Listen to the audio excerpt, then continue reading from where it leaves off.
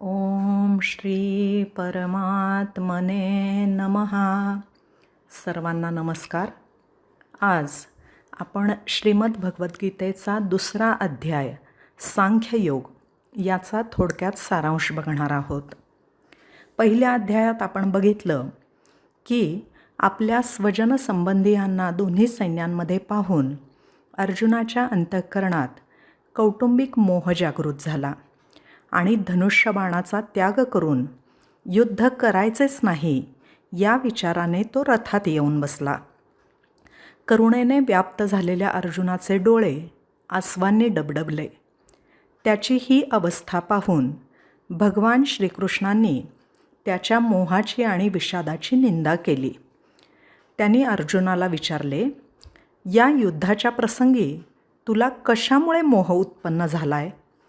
तुझ्यासारख्या क्षत्रियाला हे अजिबात शोभत नाही. तेव्हा अंतःकरणाचा दुबळेपणा सोडून युद्ध करण्यासाठी सज्ज हो.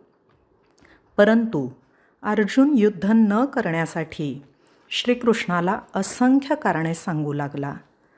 तो म्हणू लागला, माझ्यासाठी पूज्य असणाऱ्या भीष्म पितामह आणि गुरु द्रोणाचार्य यांच्या विरुद्ध मी कसे युद्ध करू?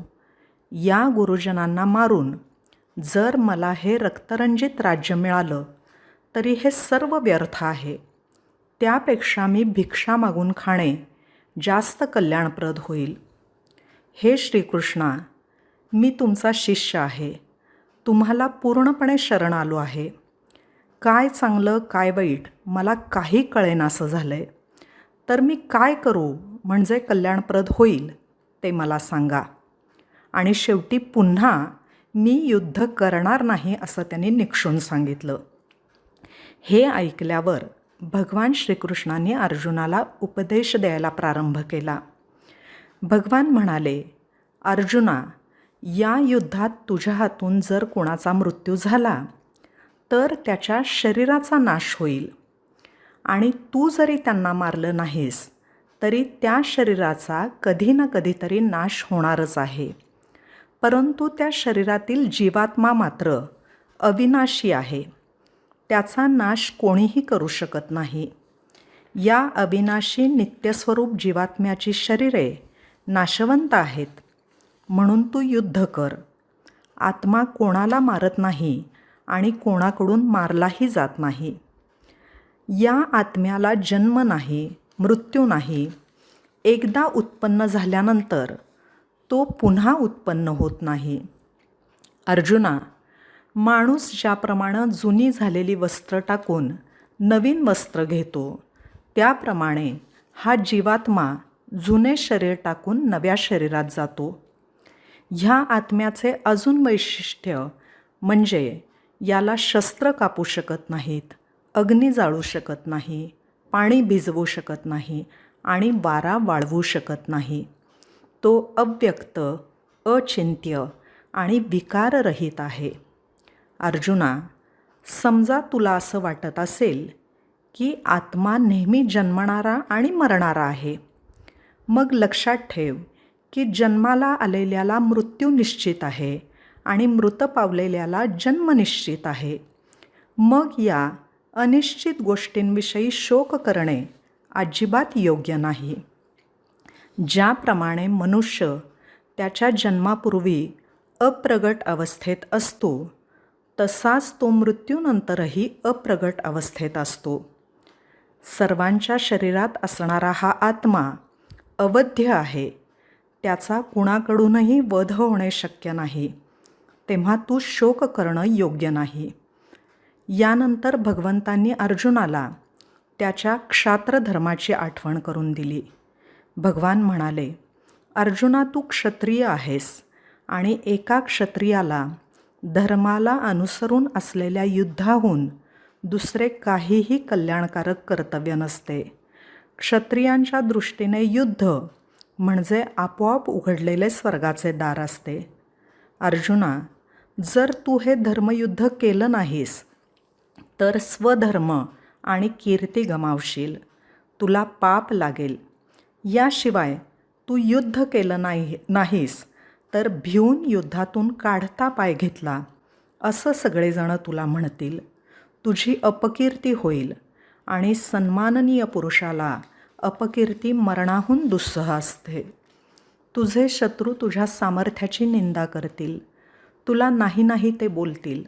म्हणून म्हणतो, अर्जुना तू युद्ध कर. अरे युद्धात मारला गेलास तर स्वर्गात जाशील आणि जिंकलास तर हे पृथ्वीवरचं राज्य भोगशील. त्यामुळं अर्जुना, जय पराजय, फायदा तोटा, सुखदुःख यांचा विचार न करता त्याला समान मानून तू युद्ध कर. अशा रीतीने भगवंतांनी अर्जुनाला सुरुवातीला आत्मतत्वाचे वर्णन केलं. नंतर क्षात्रधर्माचे पालन करण्यास सांगून युद्धासाठी प्रवृत्त करायचा प्रयत्न केला. यानंतर भगवंतांनी कर्मयोगाच्या महिम्याचे वर्णन करायला सुरुवात केली. भगवान म्हणाले, अर्जुना, तू कोणत्याही भोगांमध्ये आसक्ती ठेवू नकोस. तू तुझ्या अंतःकरणाला ताब्यात ठेव आणि सदैव नित्य परमात्म्यामध्ये स्थिर हो. तुला फक्त कर्म करण्याचा अधिकार आहे. त्याच्या फळाची इच्छा तू धरू नकोस. तो अधिकार तुला नाही. तू आसक्ती सोडून सिद्धी असिद्धीमध्ये समान भाव ठेवून योगात स्थिर होऊन कर्तव्य कर्म कर. हाच समत्व योग आहे. हा समत्व रूप योगच कर्मातील कौशल्य आहे. कर्माच्या बंधनातून सुटण्याचा हा उपाय आहे.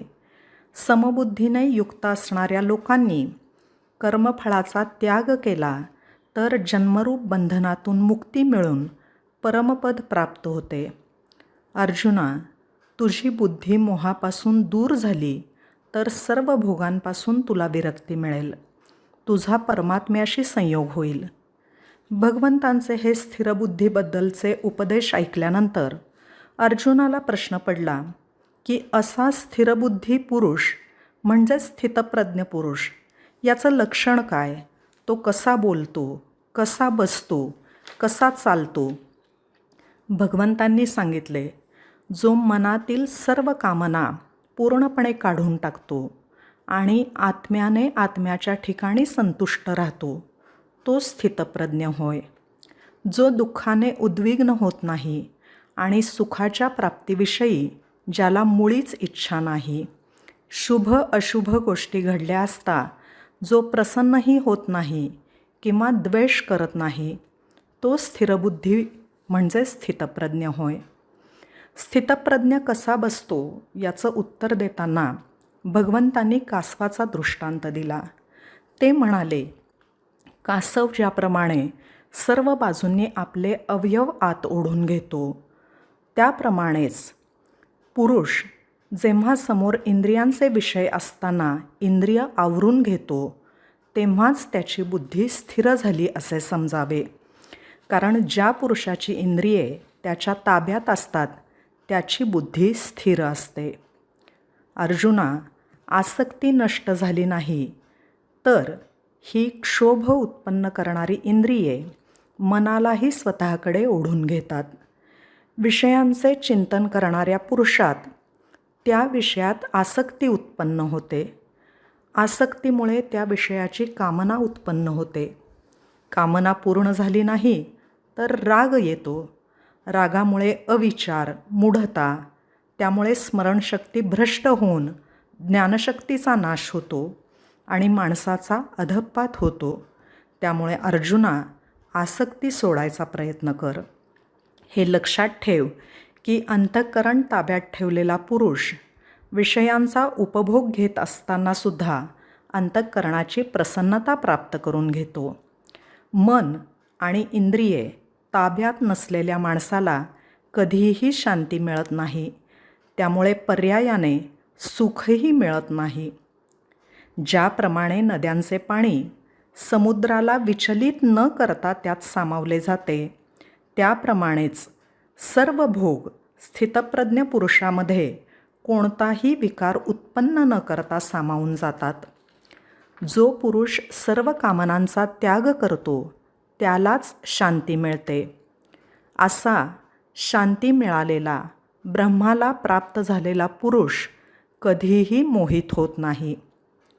अर्जुनाचा शोक नाहीसा होण्यासाठी निश्चित उपाय म्हणून भगवंतांनी या अध्यायाच्या प्रारंभी आत्मतत्वाचे वर्णन केले आहे. सांख्ययोग म्हणजे बुद्धियोग.